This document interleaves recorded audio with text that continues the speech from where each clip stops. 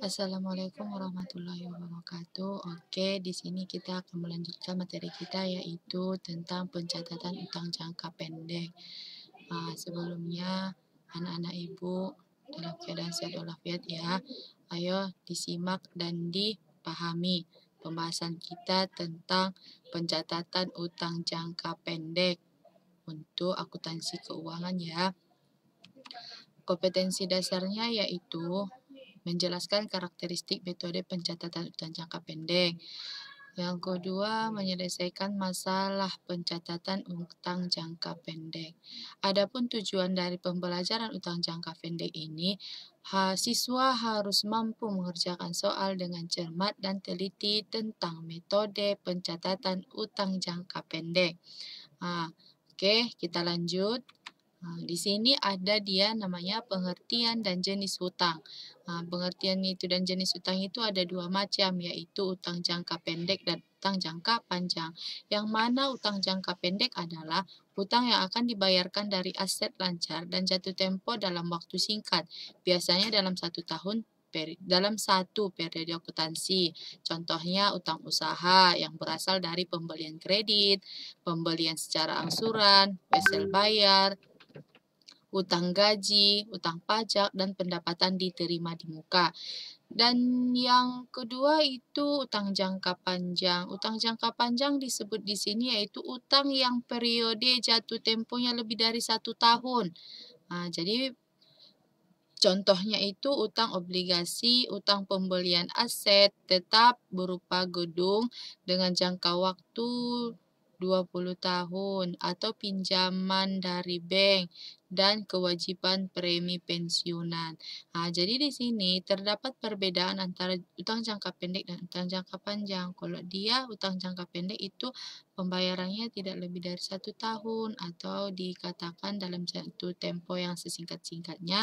Sementara utang jangka panjang itu lebih dari 1 tahun, 20 tahun, ya itu pembelian itu berubah dengan aset ataupun pinjaman dari bank. Itulah dia pembahasan tentang jenis hutang. Oke, kita lanjut. Itu yang kedua itu di sini B, pencatatan utang jangka pendek.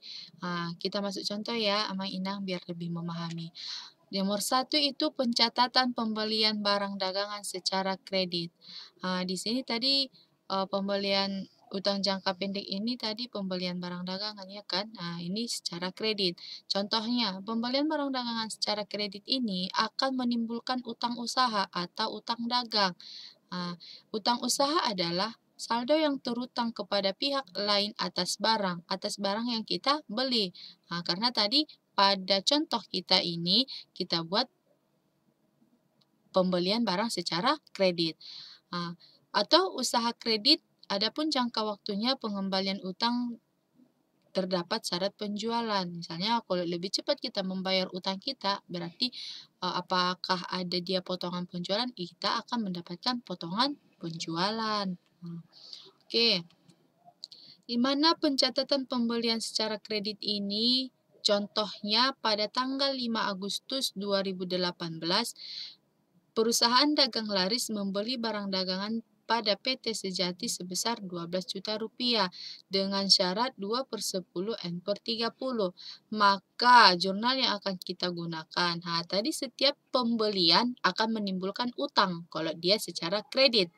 Kalau dia pembeliannya secara cash berarti mengurangi uangmu atau mengurangi kas. Jadi pada soal kita ini pembelian secara kredit di tanggal 5 Agustus 2018.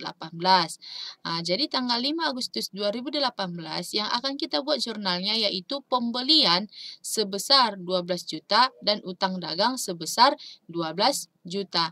Ini dicatat di dalam jurnal umum. Kalau kita mencatat dalam jurnal umum tidak memiliki kotak. Tapi seperti inilah dia di tanggal 5 Agustus 2018. Oke, untuk nomor 2 pencatatan pembelian secara kredit dalam jurnal khusus. Kalau dia dalam jurnal khusus ada dia ini tanggal 5 Agustus. Keterangannya pembelian kredit PD Laris. Pembeliannya berapa? 12 juta dan utang dagangnya 12 juta. Inilah dia. Kalau dia pencatatannya secara jurnal khusus. Jadi perbedaan dari jurnal khusus dan jurnal umum itu bisa dibuat kotak, bisa tidak. Tetapi kalau di jurnal khusus wajib memiliki kotak dan dibubuhi dengan tanggal, nomor bukti, keterangan, rep, debit. Di debit itu ada pembelian, ada serba-serbi yaitu akun, nomor akun, dan jumlah. Berarti di luar dari pembelian. Nah, dan utang dagang. Nah, ini dia pencatatan pembelian secara kredit. Nah, yang B itu pencatatan retur pembelian. Selain barang dagang yang telah dibeli terkadang tidak sesuai dengan pesanan atau rusak di perjalanan. Barang tersebut akan dikembalikan kepada penjual yang disebut dia retur pembelian. Apabila terjadi retur pembelian akan mengurangi utang usaha. Nah, contohnya pada tanggal 6 Agustus 2018, PD Laris mengembalikan barang dagangannya sebagian karena rusak sebesar Rp500.000. Makanya jurnal yang akan kita buat pada tanggal 6 Agustus 2018 yaitu hutang dagang akan kita kurangi. Soalnya kalau dia sebelah debit utang dagang akan mengurangi, tetapi kalau dia sebelah debit kalau dia sebelah kredit akan menambah. Sementara tadi pada pernyataannya akan mengurangi utang dagang, makanya posisinya sebelah debit. Ini dia utang dagang Rp500.000 dengan retur pembelian Rp500.000. Itulah dia untuk pencatatan retur pembelian. Yang C yaitu pencatatan pembayaran utang. Di pencatatan pembayaran utang ini ada dua pencatatannya yaitu jurnal umum dan jurnal khusus. Tadi sudah Ibu jelaskan dia itu seperti contoh pembelian secara kredit. Itu pun pencatatannya ada dua, ada jurnal umum dan ada jurnal khusus. Sebenarnya sama sih, cuman yang membedakannya itu adalah pencatatannya. Yang tadi pencatatan pembelian secara kredit. Yang ini kita bahas pencatatan pembayaran utang. Nah, nomor 1 yaitu pencatatan pembayaran utang secara kredit dalam jurnal umum. Selain retur pembelian, transaksi pembayaran utang juga mengakibatkan utang dagang berkurang. Pengeluaran kas yang lebih kecil dari utang dagang didapatkan apabila pembeli melakukan pembayaran pada saat masa potongan. Nah, udah Ibu bilang tadi, kalau misalnya jangka waktu yang diberikan kepada kita atau pembeli memberikan kita potongan dan jangka waktunya, kalau kita tidak melewati jangka waktu itu kita akan mendapat potongan. Tetapi kalau melebihi waktu yang diberikan oleh pembeli berarti kita tidak mendapat potongan. Contohnya pada saat pembayaran dan mendapat potongan pembelian. Nah, di sini contohnya Ibu buat. Oke, disimak. Pada saat pembayaran dan mendapat potongan pembelian. Oke, tanggal 14 Agustus PD Laris membayar utang pada PT Sejati yang terbentuk pada tanggal 5 Agustus. Maka jurnal yang kita gunakan yaitu berarti yang kita gunakan pada saat tanggal 14 Agustus 2018. Ini bukan 13 ya, 14. Utang dagang 11.840.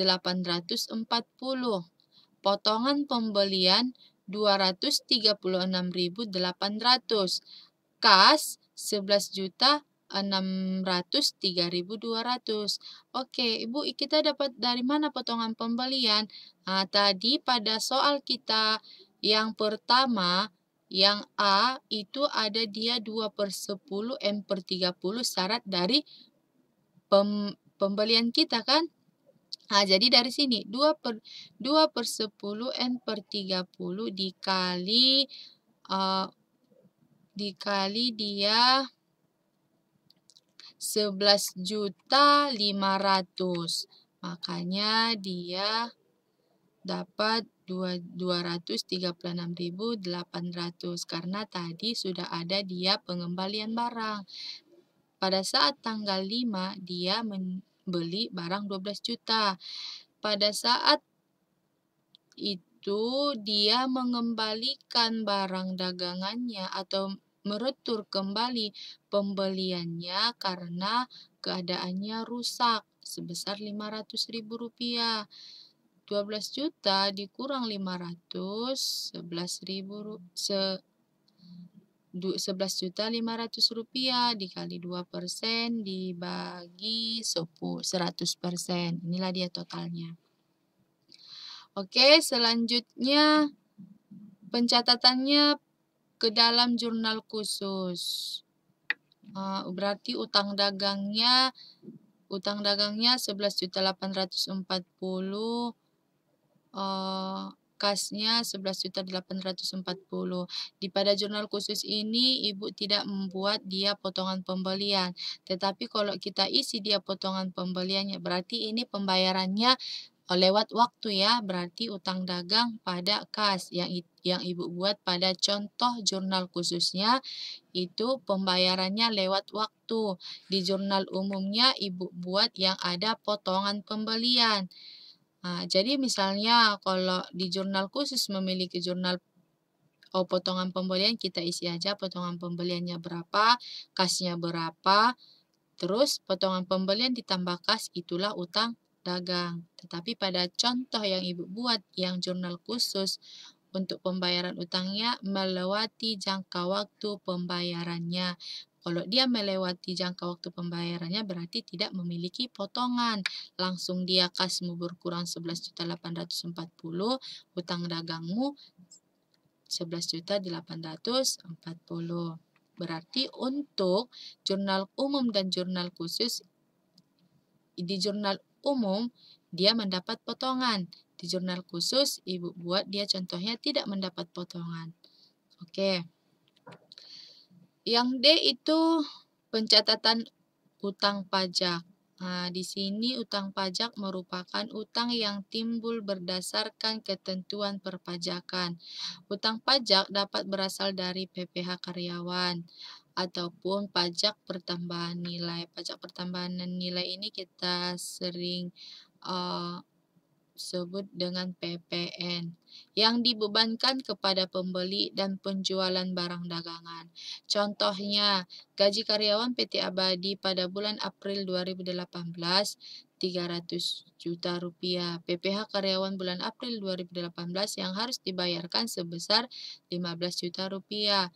Pencatatan yang dilakukan pada ilustrasi soal di atas adalah berapa beban gaji si karyawan PT Abadi 300 juta. Utang PPh-nya sudah terlampir PPh karyawan 15 juta. Berarti yang akan diterima si karyawan yaitu 300 dikurang 15 juta. 285 juta itulah yang akan diterima oleh karyawan karena tadi dikurangi dengan PPh.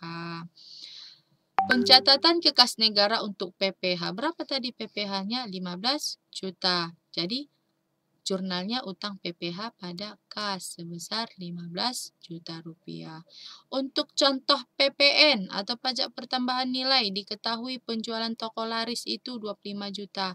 Penjualan tersebut dikenakan PPN sebesar 10%. Maka pencatatannya yaitu kasnya 27.500.000, penjualannya 25 juta, utang PPN-nya 2.500.000. 2.500.000 ini dapat dari 25 juta dikali 10 dibagi 100. Itulah dia pencatatan utang pajak terhadap pajak pertambahan nilai. Oke.